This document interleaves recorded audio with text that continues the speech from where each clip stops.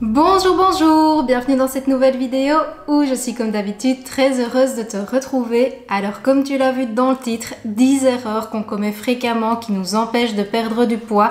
Ce sont des choses que j'observe dans mon quotidien et des choses aussi que j'ai moi-même fait quand j'ai perdu du poids et je trouvais très important de les détailler avec toi, tout simplement parce que non seulement ce sont des choses assez dangereuses qui peuvent mettre ta santé en danger, mais aussi qui sont contre-productives quand on a un objectif de perdre quelques kilos. Je rappelle aussi, très important, que dans ce type de vidéo, le but n'est absolument pas de faire l'apologie de la minceur, mais de viser un objectif bien-être et que peu importe ta morphologie, tant que tu te sens bien, c'est le principal. Là-dessus, cette parenthèse étant faite, on va commencer par la première erreur.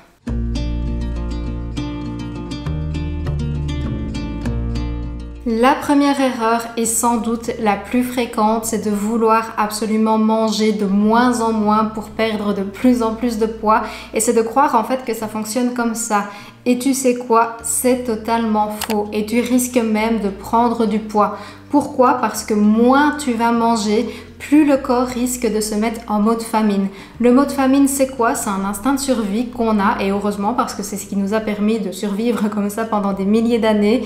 Et le corps se dit, ok, j'ai moins à manger, je vais moins dépenser au niveau énergétique. Tout simplement, moins tu vas lui donner, plus il va devenir fainéant et plus tu risques de diminuer ton métabolisme de base, ce qui fait que tu rentres complètement dans un cercle vicieux où tu vas vouloir encore plus diminuer tes quantités, manger de moins en moins parce que tu vas voir que tu perds pas des grammes sur la balance et clairement c'est absolument pas la solution.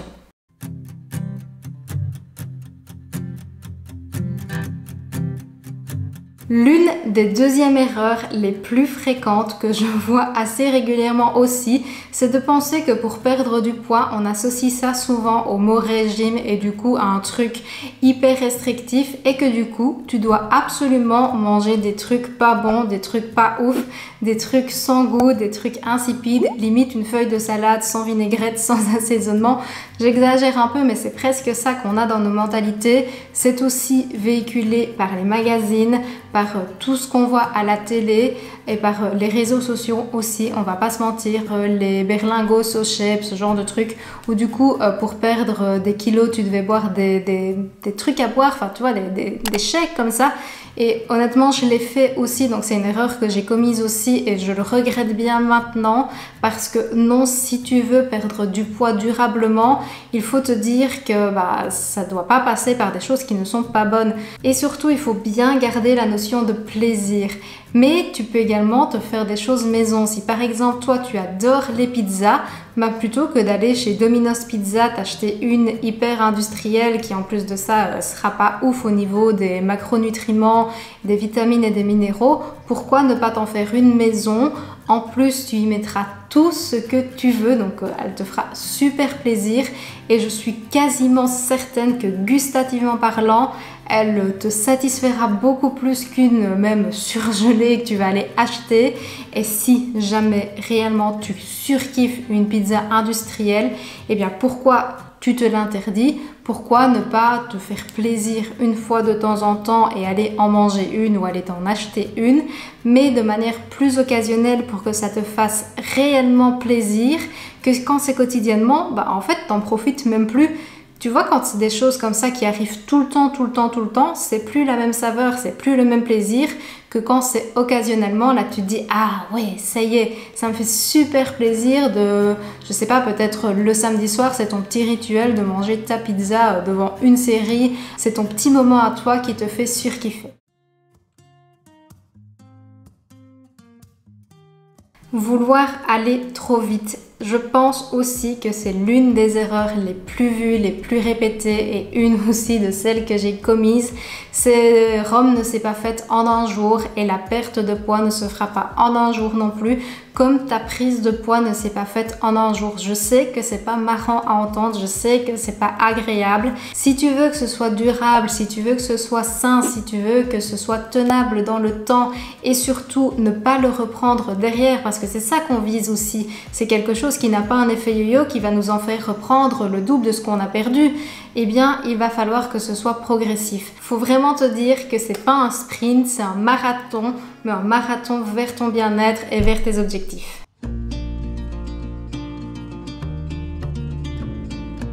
Si tu as envie de pratiquer une activité sportive, je t'y encourage, mais ça ne va pas être forcément pour perdre du poids, mais plutôt une vision bien-être. En fait, ça va te permettre d'évacuer du stress, d'évacuer du tension, de te sentir mieux, de prendre confiance en toi, de découvrir peut-être quelque chose que tu ne connaissais pas, de dépasser tes limites, sortir de ta zone de confort, qui, au final, tout ça va te permettre peut-être de ne plus manger certaines de tes émotions, de manger certaines choses que tu ne mangeais pas réellement par faim, tu vois, des grignotages, des choses comme ça, ce qui va faire que tu vas perdre peut-être un petit peu de poids. Ce n'est pas l'objectif, parce que l'objectif qu'on va viser, c'est le bien-être, mais peut-être que de ce bien-être va faire que tu vas manger un petit peu moins, plus tous les bénéfices bien évidemment autres que le sport, c'est-à-dire l'amélioration du système cardiovasculaire. Tu vas peut-être effectivement augmenter un petit peu ton métabolisme de base. Ça permet de vivre mieux en plus longue santé, en meilleure santé. Donc sincèrement, ça reste toujours bénéfique. Ça t'aère la tête, ça te permet de voir du monde. Donc sincèrement, trouve une activité qui te plaît, qui te donnera envie d'y aller pour longtemps, pour te sentir mieux.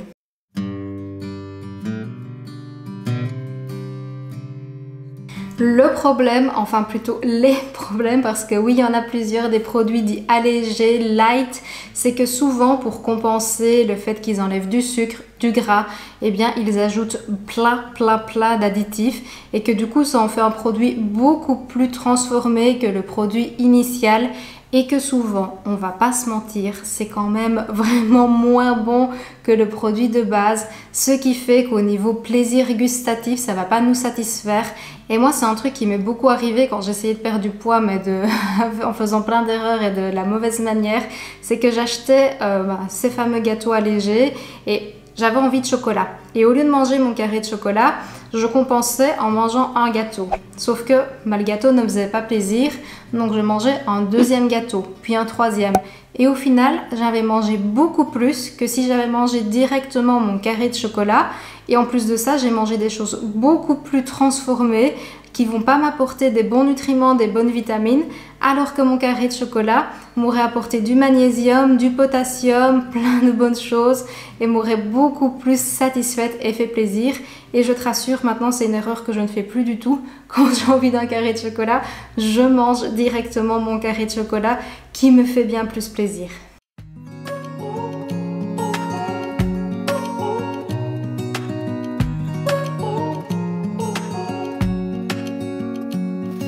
Ne pas dormir suffisamment. Alors oui, ça je suis bien consciente que c'est quelque chose sur laquelle dans nos modes de vie actuels, dans notre société, on n'a pas toujours de l'emprise, mais vraiment le manque de sommeil, la fatigue peut avoir une influence sur l'envie de faim, de satiété, sur comment on la ressent, sur notre préférence alimentaire. Donc quand tu es très fatigué, je suis sûre que tu l'as déjà remarqué, mais tu as beaucoup plus envie d'aliments très sucrés ou très gras, tout simplement parce que ton corps cherche de l'énergie et va en chercher dans des aliments qui vont lui en procurer très vite, et ça va justement dans des aliments hyper sucrés parce que ça va lui provoquer un pic de glycémie vraiment très rapide et que du coup c'est ce qu'il va rechercher parce que lui il veut de l'énergie très rapide.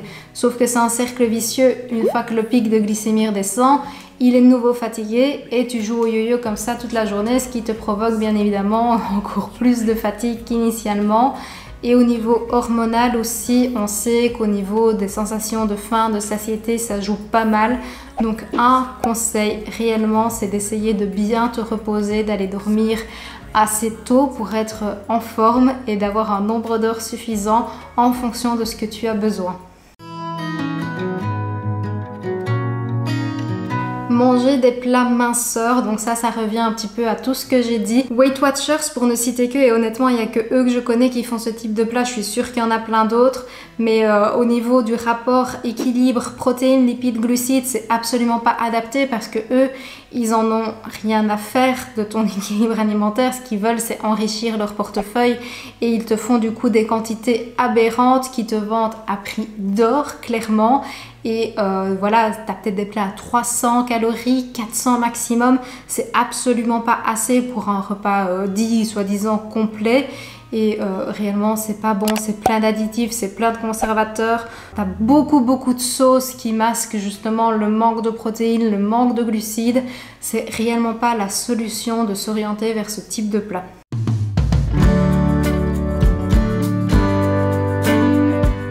Du coup, ça m'amène aussi à une des 8e erreurs qui est de manquer d'organisation. Donc plutôt que d'aller chercher ce type de plat, n'hésite pas à te faire du meal prep, de prévoir tes menus à l'avance. J'ai déjà fait très récemment d'ailleurs une vidéo qui en parle de comment un petit peu prévoir tout ça, comment prévoir l'équilibre alimentaire. N'hésite pas à aller la voir, je suis certaine que tu y trouveras des pistes. Et si réellement tu as du flou à ce niveau-là, n'hésite pas à me mettre toutes tes questions en commentaire. Mais essayer de prévoir tes plats à l'avance, de voir un petit peu ce que tu vas manger pour justement veiller au mieux à l'équilibre protéines, lipides, glucides. Essayer d'avoir des légumes et des fruits pour satisfaire au mieux ta satiété. Ça, je suis certaine que ça va t'aider. Et voilà, essayer d'avoir au mieux une organisation pour ne pas aller te commander, aller te chercher un Uber Eats. Et ça, bien évidemment, tu as le droit aussi de temps en temps, vu qu'il faut garder des plaisirs. Ce qu'il faut, c'est que ce ne soit pas quotidiennement à tous les repas.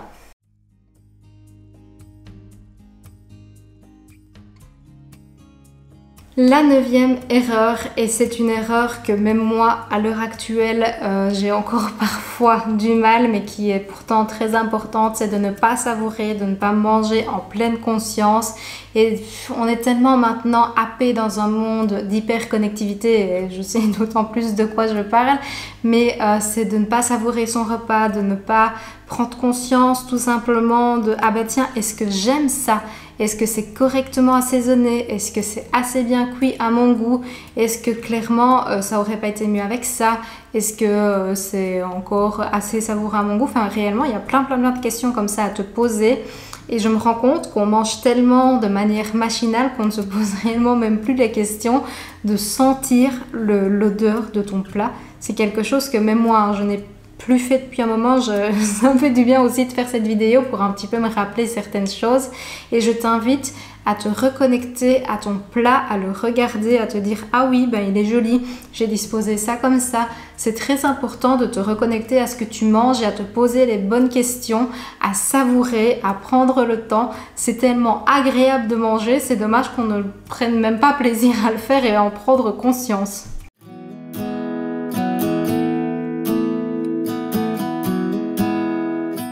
Et la 10e erreur, oui, j'ai attendu de le placer en 10e pour ne pas trop radoter parce que je le dis très souvent, mais c'est de boire. D'ailleurs, tu as vu, j'ai bien mon verre d'eau avec moi pendant que je tourne cette vidéo.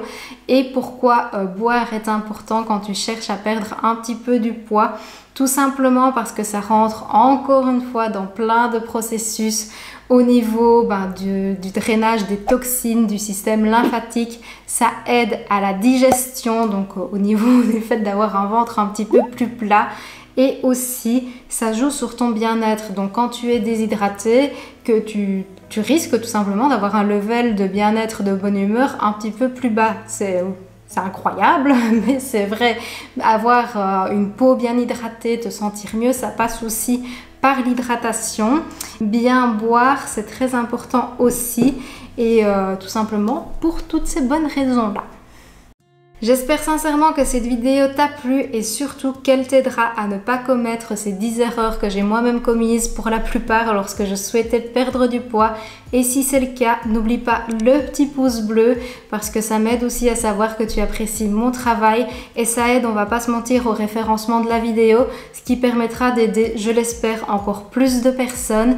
Si tu veux aller plus loin aussi, vu qu'ici j'ai surtout dit ce qu'il ne faut pas faire, je te remets 2 vidéos que j'avais fait où je te partageais un petit peu toutes les astuces au quotidien que j'applique vers un mieux-être et un petit peu ce que je fais par contre.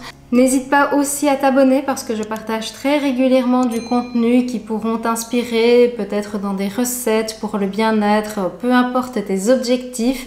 Sur ce, comme d'habitude, prends soin de toi et je te dis santé!